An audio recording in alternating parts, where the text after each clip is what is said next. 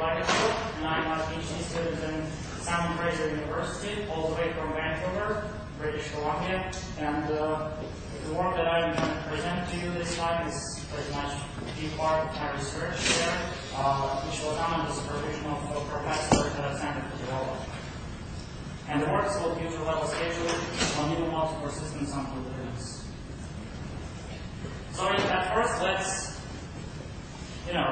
understand what the pretty much NUMA systems are, because I guess maybe all of you understand what it is. So NUMA stands for Non-Uniform Memory Access Architecture, and in such these systems look something like you see on this slide.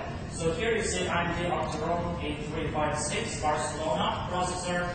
The latest processors from Intel, from Halo architecture, they look something like that. Their previous processors, Intel Xeon, they had quite different architecture, but they took like a bar, a lot like this from AMD recently. So my Halo looks more or less like what you see here. So for Barcelona, depends on the particular server model, you can have either 4 or 6 cores per socket these days, and typically each core will have level 1 and level 2 caches as private for its own use. Then there is also the third level cache, which is shared across all the cores in the chip. Its size depends on the amount of number of cores that you have on the socket. If it's 4 cores, usually 4 megabytes. If it's 6 cores, it's usually 6. Whereas for private caches, the level 1 a few kilobytes, maybe 64 or something like that. The level 2 cache usually 4 megabytes. But the level cache is significantly larger than the first two. Then there's instruction on the core, which executes on the core accessor and data, and it cannot find it in any of the caches. Then it goes all the way down through system request interface and crossbar to main memory. So the main memory of the non-uniform memory systems, it is spread physically across the entire system. It's not located in one place. So it can be either local, situated locally on this node, and this is on memory node 0, which is pretty much the memory chunk. Or it can be on some other sockets on the system, in which case the access will go through hypertransfer controller to other nodes on this multicore server. So this particular configuration has 4 sockets on it. This is what I don't remember the server model, but because it really ships, HTML Dell ships this kind of server models quite frequently. It's one of their most popular server configuration. It will have 4 sockets on it, and every socket will have its own memory bank there, right? So within the socket, you already know what's in there, but they are connected to this network within the server, and this network usually is not symmetric. So you see how all of them, 2 of the chips, for the nodes, the NUMA domain 1 and 2, they're connected to 3 links for the rest of the nodes, right? The NUMA domain 0 and 3, they're connected only to 2 links. The missing link is used by AMD to do different stuff, input-output related stuff from the storage. So because of that, it usually can be non-symmetric. Some of the servers, they will have not 4 circuits, but they will have more than that. You can have up to 8 sockets with this. And it is expected that this number will increase with the time.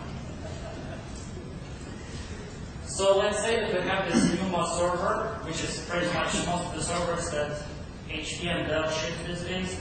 And let's say you install Linux on it, which is pretty much mostly, I guess, the most popular server operating systems these days. So you install Linux. You have maybe the latest kernel version. We used in this experiment to 6.99, but the same will hold for the latest versions to 6.37 or 38 as well.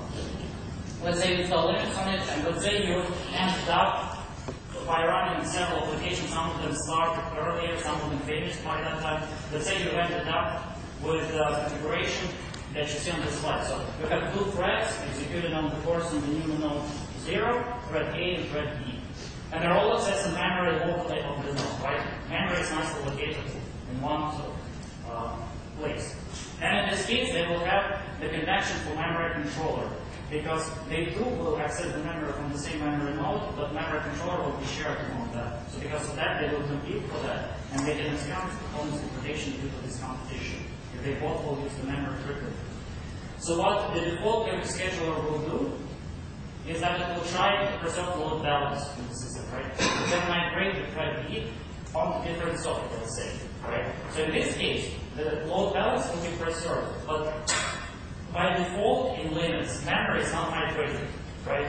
The Linux, it has the principle local node first, which means that the memory is located locally for the thread at that particular point of time. So let's say we have the memory page, which application requests at that particular moment of time from the storage. It will be allocated naturally on the node closest to the thread at this particular execution, right?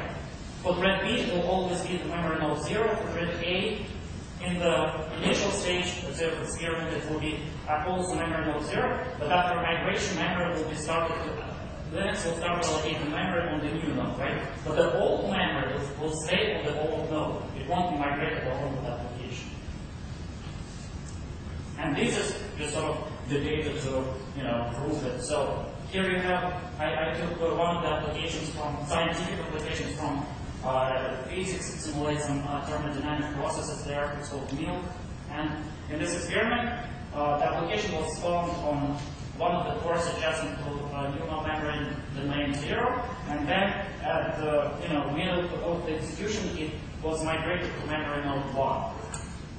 So the memory, the amount of memory total residence at size of the application in megabytes on the memory node 0 is given as a red line, on memory node 1 is given as a green line. So as you can see, a lot of applications, especially those that are CPU intensive, they allocate most of its memory in the first maybe a few seconds or minutes of its execution. So as a result, you can see that at the first, in the beginning of the execution, there is no memory allocated on the memory node 0, node 1, right? So this application is not run in there. But it's most of the memory is located on the node local to application in the initial stage of the execution. Then after that, the majority of the memory allocated to the memory node 0. But then it just uses it, works in its working set during this execution. Sometimes it can allocate more pages, sometimes it will allocate, release some of the memory pages, and the total residence size will be lower, but it will be more or less on the same level. So after migration, supposedly to preserve the load balance, we will, the thread will also continue to allocate memory, this time on the new node. But the rest, most of the memory will stay on the old node. So if the application accesses its memory a lot, it will be prone to remote access levels, right? It will access memory on the remote node, and because of that, it will also have the performance degradation, which is true. The complete different scheduler, that is sort of like the scheduler of these days for Linux, what it does, I guess the developers were aware of that. The way it addresses right now is just, well, it tries to migrate the threads less frequently between the NUMA domains. So you have the NUMA server, and you have Linux installed on it. You can, usually the way Linux is installed on NUMA server, so that you have the option NUMA support, turn on NUMA support in the kernel. You can turn on this option, and that scheduler will sort of like determine how many memory nodes there is in the system, and it will associate with every NUMA memory node a concept which is called scheduling domain. So what it does is that every scheduling domain will be associated with every NUMA memory node in the system. And when the scheduler will try to preserve the load balance, it will consider the cores within the node rather than the cores outside the node. So certain events, for example, if you have the context switch, this is usually the good time for a scheduler to check if the thread should be migrated to preserve the load balance. So when it analyzes what cores the thread can be migrated on, you have some question, no? So the thread will be migrated on, it will only take into account the cores in the same memory node. The cores on the other nodes will be masked. The thread will not be migrated to them.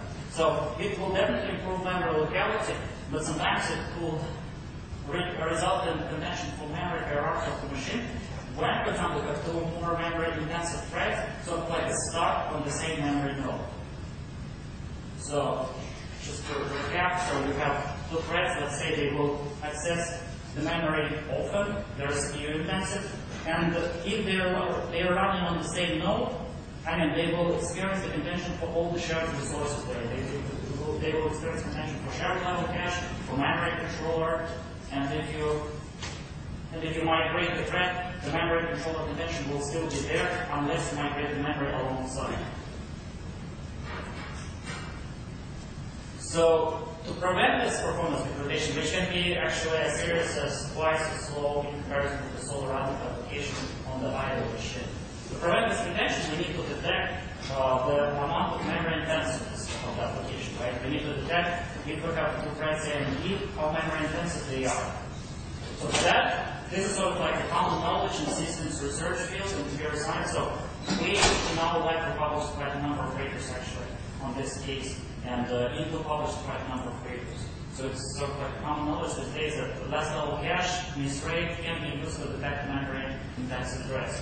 In reality, it's a little bit more complicated than that. There are a few downsides there, but this is a good sort of metric to tell how memory intensive the thread is. And what misrate is the number of less level cache misses. In this case, misses from the level 3 cache per redirect instruction on the core per thread. If the value of this less level cache misrate is high, then the thread is memory intensive, right? And then what we can do to prevent memory hierarchy contention in this case? What we can do is that we can identify memory intensive threads with this less level cache misrate value. We can spread them onto different memory domains, and we can migrate the memory alongside. Right? So for example, we have these two threads competing for shared resources on the memory node. We migrate one of the threads on the different node, and those migrate the memory alongside. So in this case, all of this performance bottlenecks will be hopefully manipulated. So this is sort of just to give you a flavor of what kind of scheduling algorithm can be used to solve this problem on the NUMA system. This is one particular problem, right? Scheduling problem, just to reduce the amount of shared resource contention on the system. In general, you can, you can have different problems there. Depending on your area and what you're targeting at, you can, for example, will maybe want to try to improve input-output performance of the application, or I don't know, try to schedule them in time rather than in space. So you will try to maybe hold some application and execute another one, and then restart the first one or something like that. But in general, the point is that scheduling these days on Linux can not only be done in kernel, right, as usual is. Completely fair scheduler is implemented purely in kernel. But these days, Linux provides all of the opportunities for you to schedule on user level. And by scheduling, I mean, usually it means assigning threads to cores. So for example, if you have some time interval and you have, let's say, 8 threads executed on the system, you need to break this interval into tiny parts, and then you need to decide in which scheduling interval what cores should be run in what thread. So that's the scheduling process. On NUMA system, it's more complicated than that. You need to also consider where the memory of each thread will be located in every point of time. That's sort of like the main problem on NUMA system, main challenge, right?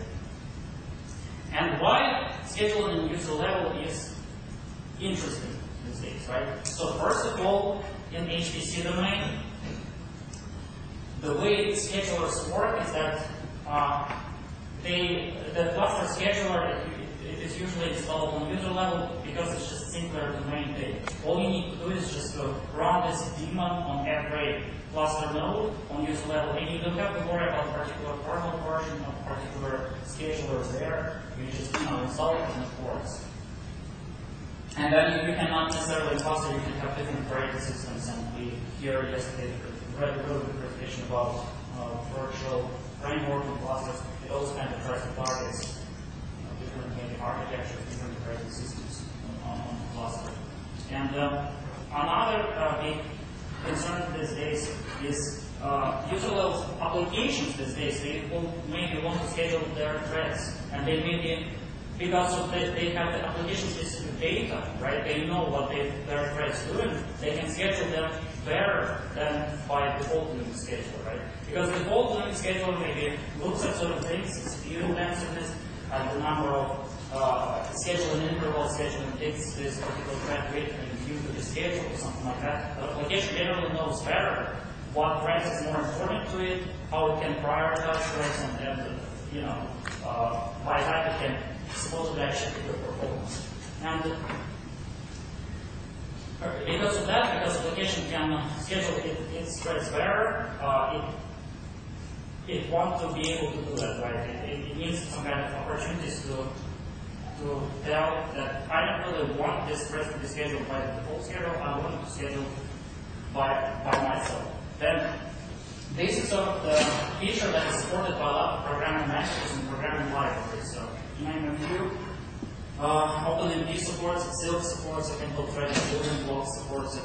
The reason why it's so popular these days, why people are talking about this stuff, is because, well, it's pretty much the same reason why we have a lot of cores on the servers these days, right? So before, well, on the server market, it also holds them. For example, on desktop, in the previous times, you just had, if you look at the games and things, and trade, they all had more or less the same, or one core, right?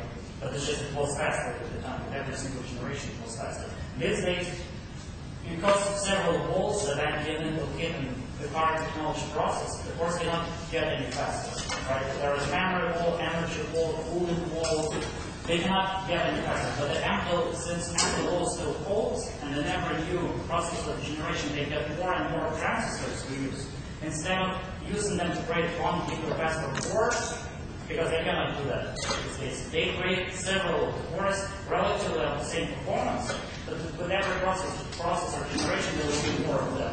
So before, for example, you had one single core, then you had dual system. At the time, 2001, 2002, then it became 4, 8 cores, 16 cores. This is actually 32 cores, but it will be 16 cores really shortly, and then it's expected to increase 128 to 256 and so on. So while performance of every single core is not expected to increase by much, the number of these cores will increase dramatically in geometrical progression very much. So because of that, instead of before you didn't really have to worry about parallelism, right? You can just create a program and you can buy the new processor, for example, Pentium and it will run faster because it's just the processor is faster. These days, if you want to take advantage of the new processor, you have to parallelize the application.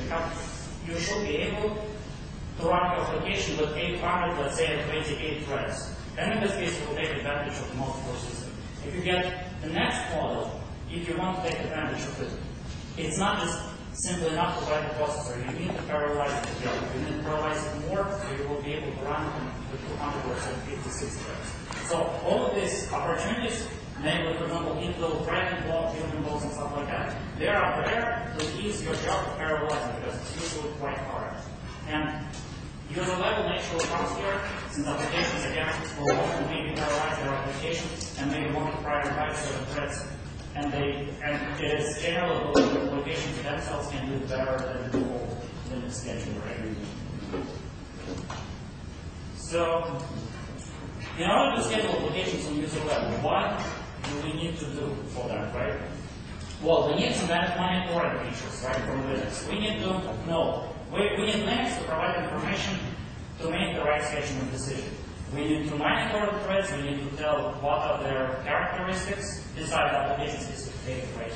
And we need to get it online as applications execute to take into account for phase awareness and something like that. That's important, right? Another group of features are called action features. They allow us to make the right scheduling decisions. Once we have all the necessary data to make the right scheduling decision, then we make the scheduling decision, then we need to endorse it, right? Then we need to tell the Linux, okay, I want this thread to run on this course, and I want to actually run it now. So you need some kind of functions to do that.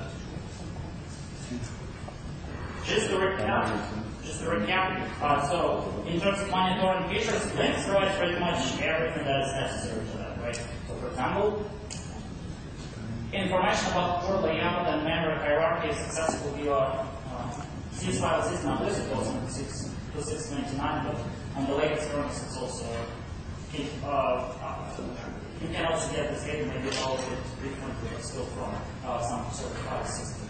So you can get what core IDs are sharing the same memory node, what core IDs are sharing the same cache, right? What is the size of the cache and stuff like that from just by reading special system files, right? And all of the information you can get it from there on user level. Then, for example, which cores share every NUMA memory node in the system again? In the 699.6 file system. Which core ID if the given thread is currently running on?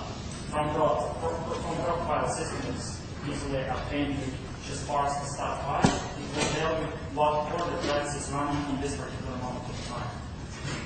Detection of multi-threaded applications. So multi-threaded applications is like so you have several threads of execution, but let's say you want all of these threads sharing the same memory footprint in the system. So these are what multi-threaded applications are.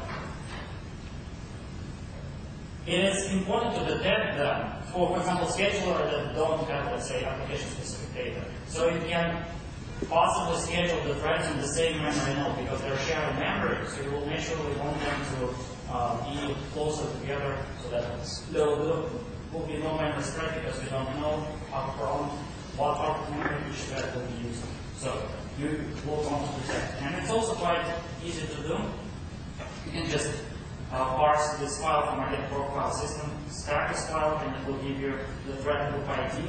And the challenge with multi-threaded applications is that Linux generally doesn't really, in terms of process scheduling, it doesn't really distinguish that much between thread and the process. So the process is pretty much the entity that have its own memory footprint. Thread can share the memory footprint again with several different threads. But in terms of scheduling, right, there is not really that much of a difference. It's all scheduled the same.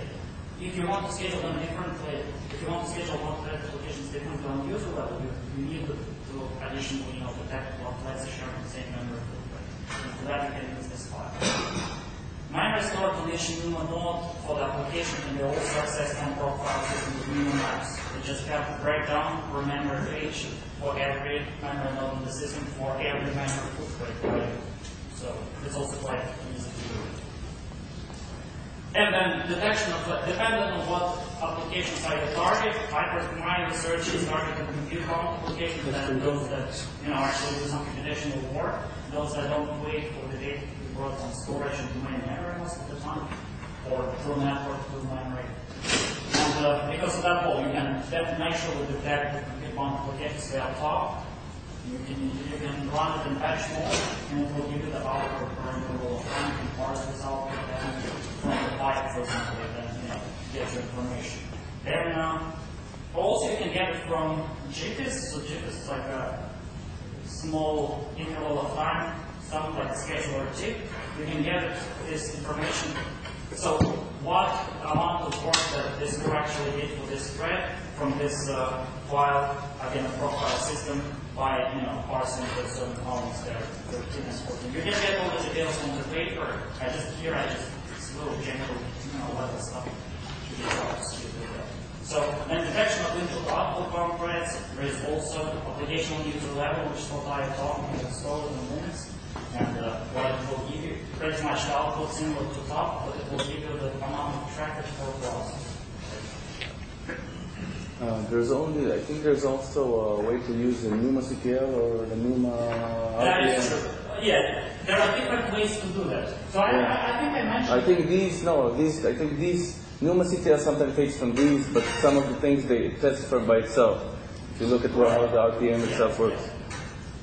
Fair point. I actually mentioned it in the paper. So there are, for all of this, there are several ways to do it.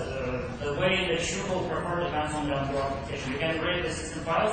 You can install the special user level package, which is called NUMA CTL. And what it does is that it will use certain parts of this files as well. But it will give you, maybe it will be some other, I'm not sure really, but it's possible. It will give some kind of diagnosis features, and it will give you the input in the nice format, right? So you can parse the output of the NUMA CTL rather than read this file directly. How often do you read this information? Depends on how often you want your schedule to threads to be scheduled, right? In my algorithms, I usually find it worthwhile to schedule every, let's say, 2 seconds. So Yeah, for example, it will depend on the application on your purpose. But generally, I really see the reason for NUMA system.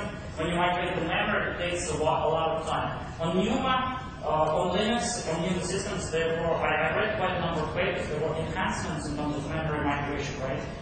Because when you migrate the memory, you want to migrate all this data.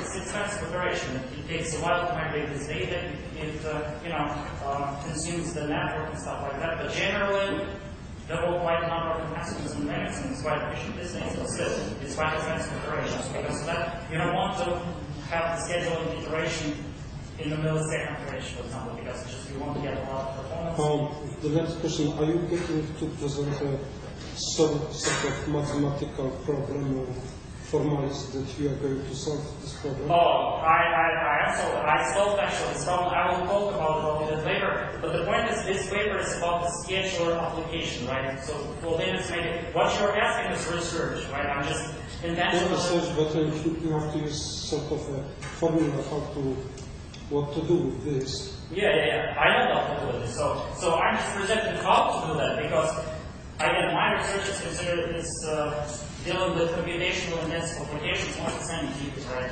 So my research is really targeted, but I'm just talking to you how you can schedule present user level in general, right? You might have completely different goals. I know how to schedule my particular part. I will talk about it in a few moments, but generally, this it's interesting problem. It's interesting to me.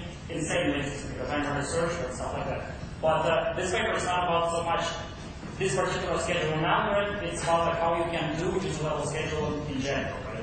So, but my advice on NUMA system is that generally you don't want to schedule in a millisecond range the way you do it with a scheduler does, because I mean, a fluid scheduler deals with it doesn't migrate the memory because of that. So all these NUMA effects you want to target maybe seconds, scales, something like that. In clusters, schedulers normally have several minutes iteration. So because the jobs there, they're running several days, maybe several weeks, so they don't want, even seconds for, let's say, HPC clusters is a lot. It's too small, at least, to find a way. They will want to, have scheduling interval of minutes or something like that. Excuse me. Yeah. As far as I understand, the motivation for migrating memory would be if the pages used by a single process or by some process are spread over different memory zones. Okay. So the question is, wouldn't it be possible to avoid the pages of a process being spread over different nodes, and that would make it unnecessary to migrate memory, and in that case you would only have to schedule the process on the node that is close to the memory.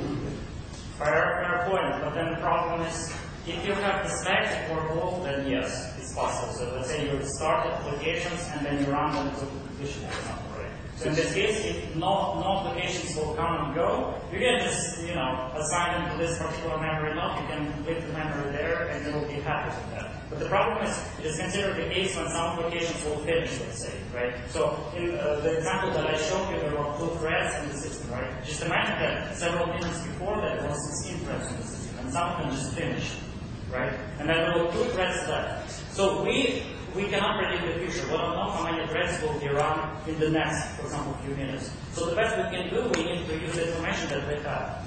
The best scheduling decision up to that point for these 2 threads is we might spread them apart, right?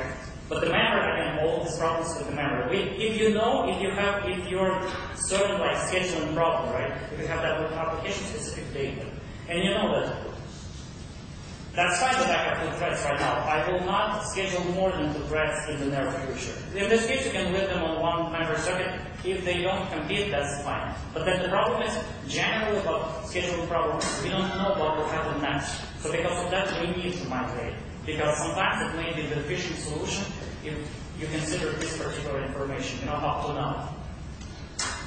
Do you understand?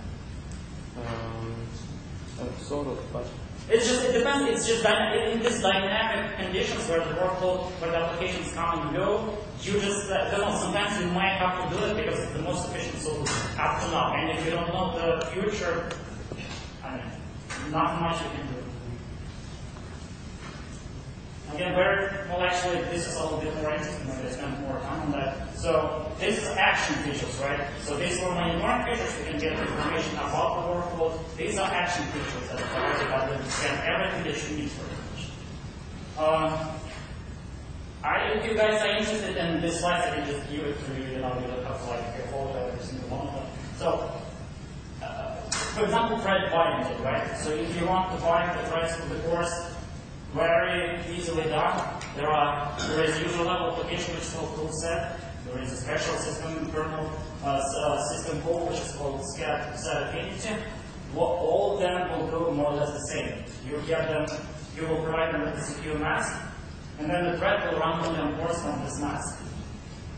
How the thread will run on the course from this mask will generally be determined by the default schedule, right? But if you don't want the default schedule to be interleaved in any way in your schedule, you can just, schedule every thread individually. You can just specify the mask from one core, and in this case, it will run only on those core. But if you want to sort of, ease your task, you can just specify, okay, so this thread will run on core 2, 3, and 5. And how they run there will be determined by the default schedule. Then the point about memory migration. So Linux provides the opportunities for course plate migration, NUMA migrate pages, system call all migrate pages too. All of them will migrate all of the pages for the given process ID or for all of the threads of the same multi-thread application because they share the memory footprint from one node to another. All of them, all of the pages. It can be several gigabytes, for example. So that's why it's called course plate migration. Fine-grained migration is where you have NUMA move pages system call for that. And what it does is that allows to specify logical addresses of the pages that have to be moved, which is useful when migrating hot pages. So the pages that are accessed frequently, you don't want them to be accessed remotely on the different memory nodes. You want them to be accessed locally. So because of that, you use the system call. If you know the logical addresses of the pages, you will migrate them. This is fine-grained migration, as fine as it can get. So the granularity is the size of the page. You can get huge pages and stuff like that, but the default is 4 kilobytes. And then there is automatic page migration. So this actually, I don't know, I quite like this feature. Linux kernel since version 2.16 that supports CPU sets mechanism. Maybe some of you are aware of that. So what it does is that it migrates memory of the application to the CPU set changes. So let's say you have this application, you say this application will run only on this course, but the difference between this CPU set mechanism and that set is that it's more sort of convenient for you. So you can just, let's say your application will run on course 2, 6, and 7, and then after that, okay, I will change the CPU set, it will run only on 6 and 7. And then if some memory will be allocated on the memory node local to core 2, which you remove from the CPU set in the later point in time. Then this memory will be automatically moved to the memory nodes for which the core 6 and 7 will be adjusted. So this is sort of like easy your job in a way. Then Lee, I believe I spelled this last one correctly, Schreiner for it. What he did is that he further extended this CPU set functionality. So his patches, he can now migrate the memory along with the thread upon its migration. So from I read the kernel developments of course. He contributed quite a lot of stuff. I guess maybe some of you are aware of him. So he contributed quite a lot of stuff to this. And well, he devised these patches. It's not a part of the official kernel tree. If you're interested in this automatic migration, you've got to install them separately. But from what I can tell, they're quite effective.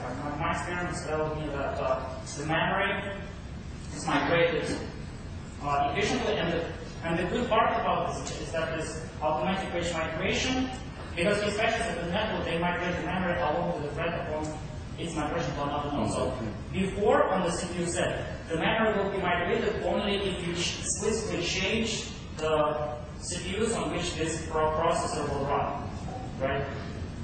What he did is that if you have again the CPU set for this application or for the number of applications, right? And they still have the cores 2, 6, and 7 and then the second interval they continue to have cores 2, 6, and 7. But then, for example, for some reason you will decide to migrate the thread from the different core by yourself, not by changing CPU set, but just rebind it. Then in this case, it will automatically detect again that the thread will be migrated and migrate the memory alongside. But The how memory will migrate, it is dependent. The sketches, they can migrate the entire memory, or they can migrate only part of the memory, only hot pages. So this is good because there is no spikes in utilization of the network, right? Some of the applications, for example, they have, let's say, several gigabytes of the memory footprint. You cannot migrate, of course, granularly because it will just sort of like the bus will be filled up because all these pages they're trying to migrate and the bus is not endless. So what you want to do is you want to migrate on the pages that are actively accessed, and then just migrate the page one touch, right? So you touch this page, maybe the first request for this page will be removed, but then it will migrate this particular page after the first access to the local node, and then all of the rest of the access to this page will be also to local node. So this allows you to spread sort of this memory migration burden within the time, so it won't be as sharp, like likewise. And I guess it will win this. Is this a part of the scheduling scheme, or is it inside the context of the process itself? It's just a part of the kernel. You just can't. No, I mean, when I mean is it's a part of the kernel, but when you run in a kernel, you can run in a generic kernel thread that does the operation, or is it, or like when you have problems with, for instance, I/O. You have I/O sometimes when you don't have enough I/O. When you want to allocate memory sometime, then you get to some state in the kernel where the process that runs it itself frees some memory. The question is this done as something like kswapd or bflash, as it's something generic? Is it done all the time? Or does the process do it itself when it starts to work? It does it all the time. So it's a kernel thread that does this all the time? I'm not sure about the particular thread, but I don't know what the sketches do exclusively and ask me about it, right? I'm like a user for them, right? Just like I'm a user for top. Okay. I just use all these building blocks that Linux provides to me, and I solve my problems, my scheduling problems. I don't have to worry about, for example, how top is implemented. No, yeah, but the same here. So I just patch the kernel with the sketches, like you patch the kernel to use Zen, for example, right? And then you can just use that. I'm not sure how they implement it inside. Maybe they're implemented with the existing kernel thread. I don't know. I know the guy who you get in that on that, right?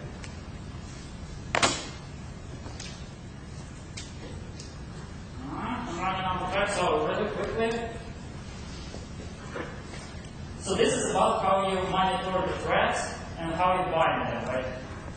So sometimes the information that you have from the kernel, for example, on what ports the threads are running, and what kind of,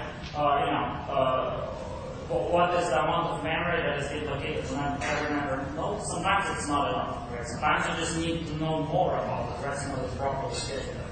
So yesterday there was a presentation about this traces, the log files, and it will give you the detailed information if you put the trace points in specific parts of the kernel. So one of the sort of like opportunities there were hardware performance numbers, right? I'm sorry? So one of the opportunities in your work were hardware performance numbers, right? You can monitor them. So this is like, your work is more like complicated than one. So I just monitor hardware performance numbers because I know what I want from them, right? So the point is that there are hundreds of events that you can possibly monitor. In Intel and AMD, they have, I don't know, even more than that actually.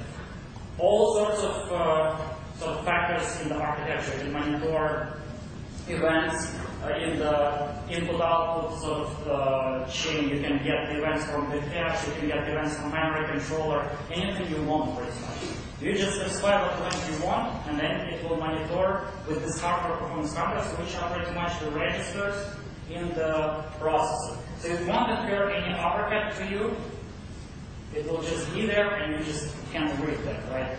Periodically. For example, if you're interested 5% in less level cache rate, what I can do is that I can just tell the performance monitoring unit, so I want to monitor less level cache misses, and I want to monitor direct instructions on every core. And then it will give me the updated information for both of them, and then I can just read them without any performance overhead on the system. And since I'm interested in less level cache rate, I can get it quite fast with this performance numbers. So yeah. So before it was only this, like, so hundreds of events is accessible, right? On Intel Xeon and all the operating systems, it was only that, right? The number of events that you can monitor is increased with every, subsequent processor model. I found that on Intel, generally, it's a little bit better because like not as much events are bugged. Because sometimes you can just think, okay, I'm really interested in this event, but if you, for example, you see that they don't really make any sense when you import them. So you can type, for example, architects, they say, yeah, that will work as it's supposed to. So because it depends on the implementation, and sometimes the implementation is not as good for processors and stuff like that. But generally, I found that the Intel is a little bit more to debug. But AMD servers, right? You can get like one AMD server for the price of 2 AMD servers for the price of 1 Intel. And but these days on the modern processors, now 9 you get these numbers work in 2 modes. So first mode is the traditional one. You can profile only a small set of particular events, but for many instructions, right? Let's say you have thread executed on core, and it has like several, I don't know, within the several seconds it will be like several billions of instructions easily replied, right? And if you want to know the less level cache miss rate, you can get the number of less level cache misses, right? Within these several seconds of execution, it will be like several hundreds of thousands or something like that, or several billions of reduction instructions, right? But you won't be able to tell what instructions missed in the cache. So you will get this limited information, in this case less level cache misses, but you won't be able to tell which instructions precisely missed. The second mode, it works differently, right? Precisely, vice versa, right? It just will give you very detailed information about particular instructions, but the number of profiled instructions is really limited. So let's say among this billion instruction, you will get maybe several of them, maybe like 10 or 20. Depends on the frequency that you set up. You can get as much as like several hundreds of them profiled that way. But these type of instructions for them, their number is really low, but you can get all sorts of information about how they behave, for example, in memory hierarchical machines. One of the data that you can get from there is the logical address of the page. That is, so with this logical address, you can, for example, detect the hot pages and try to migrate to the hot page. It's not the only way that you can migrate the hot pages. As I said, for example, we implemented this kind of T-Delta in kernel. But for example, this can also be used in a way to migrate memory partially to migrate on the pages that are hot. Yeah, and I don't have time for the second mode. Everything, all of the details in my paper, all of the links to the kernel, to the processor documentation, I can read about it.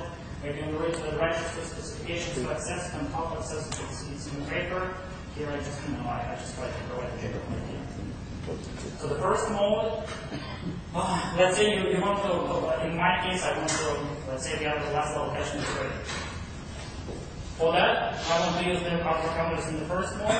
And, well, I can read the registers directly, right? I can just access these registers if I have the necessary permissions on user level, it's possible to access them because there are special sort of registers in processor which can be accessed from user level by definition. It's like these registers are from user space, so you can access it. But generally, it's easier to have this, to use the software that does it for you. So you just specify the event, and you just, within this program, and it will just give you the output of this program, so you don't have to access the raw registers for that.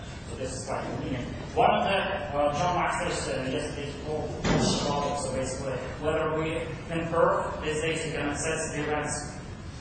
There is like some pre-configured events in perf, and you need to, I personally find that perf is the best for kernel version higher than 2699. You can use different tools. You can use all-profile. It will also does more or less the same thing. You can use the API.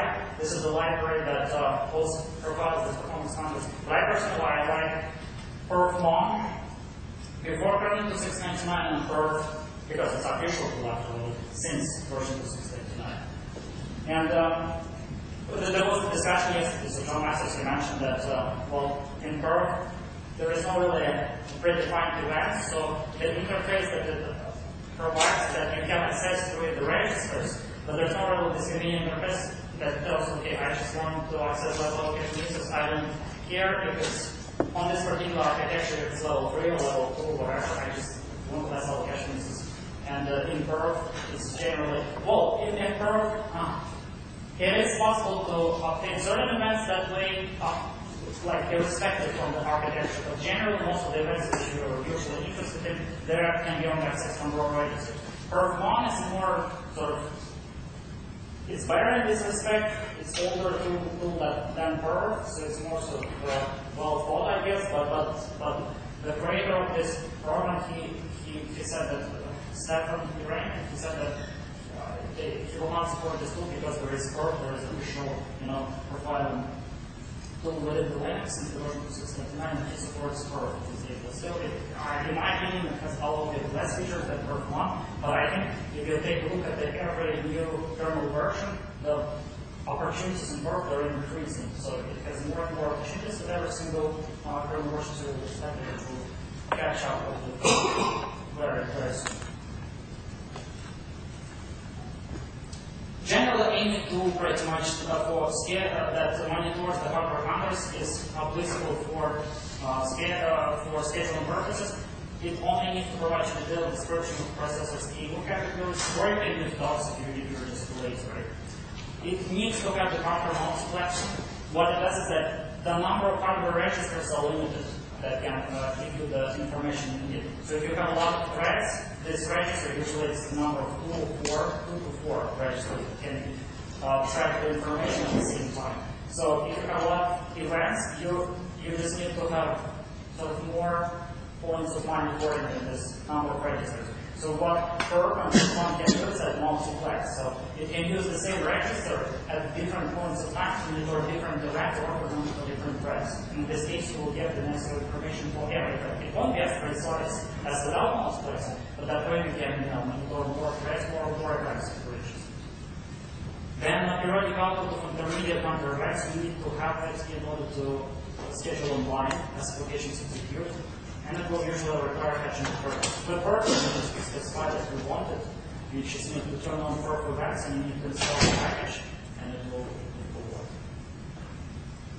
I don't have the time to give you like a small tutorial. So here basically I wanted to just walk you through, just use NUMA's field package, determine the layout of the cores, and then determine the description of the events with perfmon in this case, and then give you the information. But you can read it. If you're interested, you can read it in the paper. Everything there is presented. And then this is the information about the less allocation uses. So this is, it has, even within every event, you can configure them differently. So for example, for less allocation uses, you can monitor different pieces that appear to you can read block share, you can block modify pieces, you can monitor them for different cores and stuff, so you gotta kind of choose what you need there. But all of these opportunities are there. This time they're only accessed by Linux, but they're provided by this CPU architecture. This is sort of like a limitation, so you gotta be aware of the limitations of every architecture. For example, if return instructions can be accessed per every core, so you can get a different number of return instructions for each core. With less allocation uses, naturally they're accessed on the socket level, right? Because the cache is shared. But if you want to start several monitoring sessions, this is straightforward for you. You just want to start one session per thread, which determines less allocation usage rate. On AMD, you won't be able to do it because there are hardware limitations. You just need to profile all the less allocation uses for all the cores on the chip from only a single core of the chip. So I have details in the paper. You just need to be aware of that, and you just sometimes need to read the documentation because tools, for example, perfmon and perf, they will not be aware of this like kind of great limitations there. They are. You can still use them, but there are some details, right? So you need to just schedule them in a certain way to get the information you need. This is how you invoke perfmon. So you invoke 2 sessions, profiling sessions per socket. One session will monitor all of the required instructions for every core. The second will monitor all of the less allocation uses from every single one core of the chip, for example. And this is the same with perf. Again, with perfmon, you see like there are description, nice titles for the classification issues and stuff. So for perf, unique access is registered directly, but there is no way, for example, to tell the pattern just as allocation. You need to specify the access to the registers.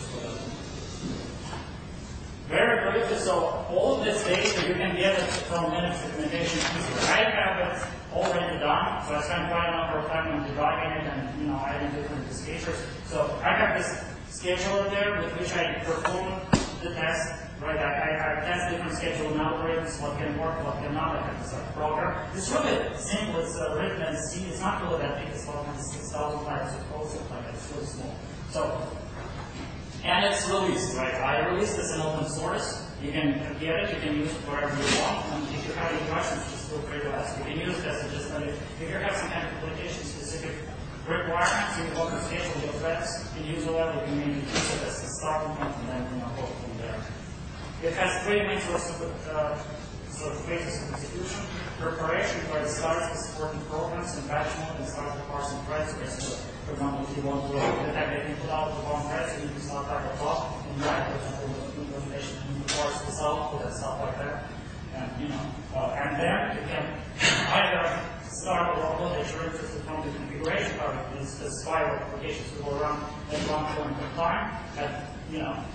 Or, for example, you can also detect the application. Since on user level, you don't want to schedule every single thread in the system because most of the threads that are daemon threads, right? They don't really do anything, they just wait there. They can easily schedule and handle by the completely fair schedule. With user level, you hold all the schedule threads that really matter for you. It can be CPU intensive threads, it can be input output intensive threads, any thread that is useful, right? So you're just interested in only subset of the threads. And to detect them, you need to have some kind of practice. For example, if you're interested in input output of bound threads, you can say, okay, I want to detect on the thread that have the input output bound and the time more than, for example, 1 megabyte per second from the storage, right? And then you only single out this thread, and you only work with that, right? It will detect only these threads and not anything else. So the scheduler is all you can do it. Some blocks the scheduler holds, I actually don't have time to go through it, sorry. You can just read the call in the paper. Different kind of information, like you can use it for debugging purposes and stuff like that. It's pretty much similar to this process. But it's way less than that because I think it's going to be some subpart or subset. In conclusion, NUMA systems using to schedule threads and memory, the information about the system layout and their workloads is exported to user space. Most of the information that you need is available there. The rest of the information is available to all hardware partners, for example. You can use the tools to trace hardware as well if you want additional information or something like that. But I find that we need the data that Linux provides you on user level and the opportunities it provides on user level is sufficient. If not, I just use hardware partners for that. Gladys is an open source application written in C, leverages opportunities for user level scheduling, providing index to test different scheduling algorithms on user level, so you can use it. Gladys means P in Latin, so it's just, I decided to name it that way because it helped me to unlock disadvantages and advantages of the scheduling algorithms that I used in my research. This is the page for the source code. I uploaded it yesterday. Maybe it's not as good as I would wish it to, but you will be able to get it so I can see all packets here. So that's fine. And if you're interested, tomorrow I have a presentation on Portland. I have the checkouts that I'm using semi-technical conference there. It's about the algorithm. So it's about this problem that I solved with the scheduler. If you're interested, you can read it. It will be available through using proceedings there. And that's it. We have some time for questions still. If you have any questions, I will be happy to answer them. Yeah. Could you describe a real-world application that would benefit these techniques? A machine that runs on, like describe the relationship between the machine and how the software is able to isolate the question? So, first of all, about machines, I use only real machine. I don't use simulation anyway, anything like that. I don't really like it. So, some people use it, I don't. Everything here is on the real servers, which can Python. Dell in this case. We have some servers from HP as well, but it's all real stuff. really do. Linux is just plain. I use Linux gentle because I like it, but you can use it in Linux. All of these opportunities that will be provided by any Linux distribution because this sort of distribution not related. You can get it from me. The program that I use, particularly my research, is being targeted at CPU-based applications. And usually these applications, they are scientific ones, or in HPC domain, high-performance computing domain. In order to test the efficiency, I usually use the benchmarks, for example, from specs, QSpec and PI. I also use a workload from LAMP stack, so Linux, Apache, Azure, and PHP, which is like, open source platform right there. But I don't think you're considering the CPU intensive, I can prefer. So if you have some kind of site that's CPU intensive content, for example, from PHP, auction site or something like that, it will require, if it will require a lot of CPU time, my algorithms can probably help. Most of the time, though, like in web, the bottleneck there is not really a contention for memory resources. The bottleneck is just waiting for the data to come. It's transactional workload, for example, with web. So because of that, my algorithm will work out in this way. I only target CPU-based applications that compete for memory recognition. But benchmarks are presented for this domain, so that's why they're created for example, that. We're very monitoring that. So, yeah.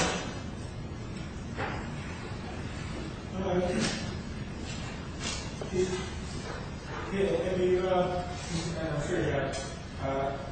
How do you deal with applications where you have more CPU, where it basically has a lot of threads and a lot of memory? Okay. You have like a big application, database server. You have more threads than you typically have on a single socket. So you're basically in a situation where you need multiple nodes in play.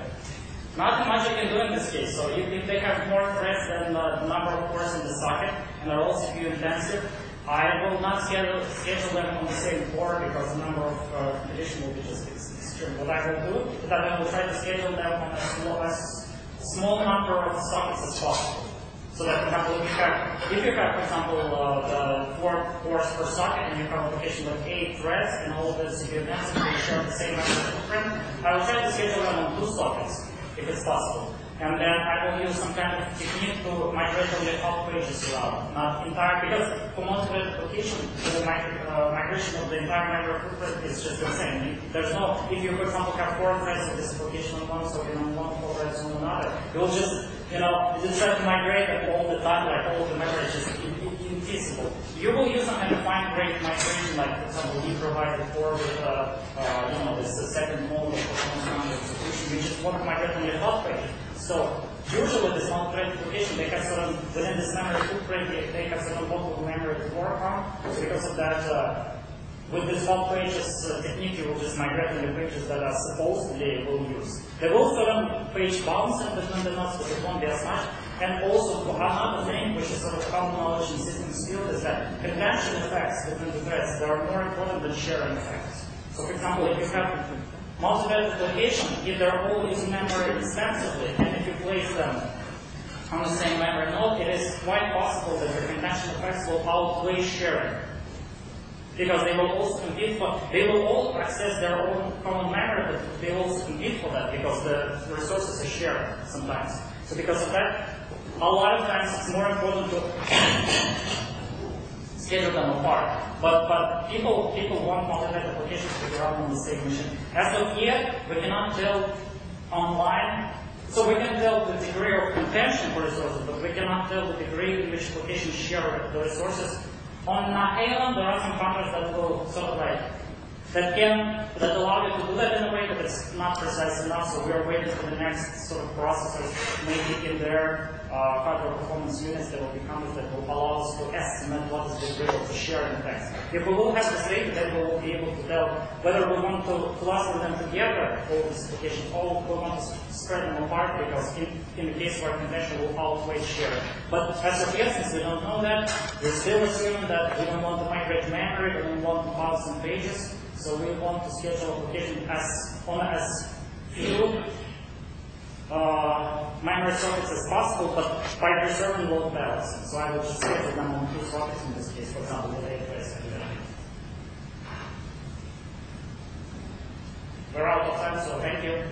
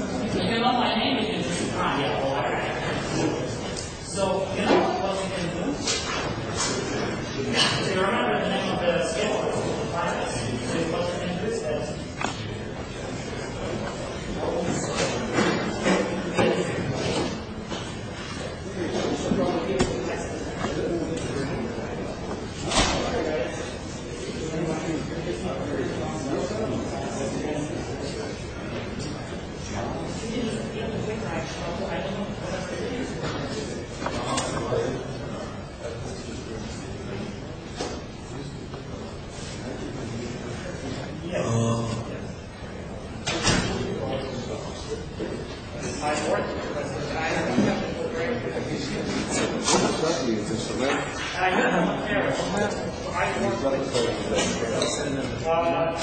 have the next thing, so as we I just compare the schedule and roughly both of them that are and actually we did the same, so I think this might this is called what the show is שניהם לא כל כך מעניינים.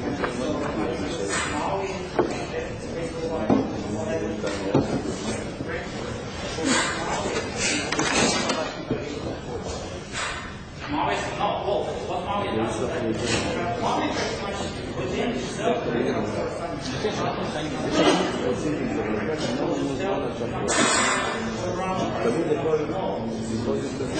so what does the trade do then?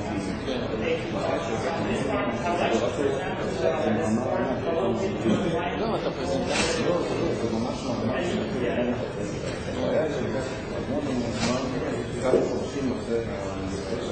למה?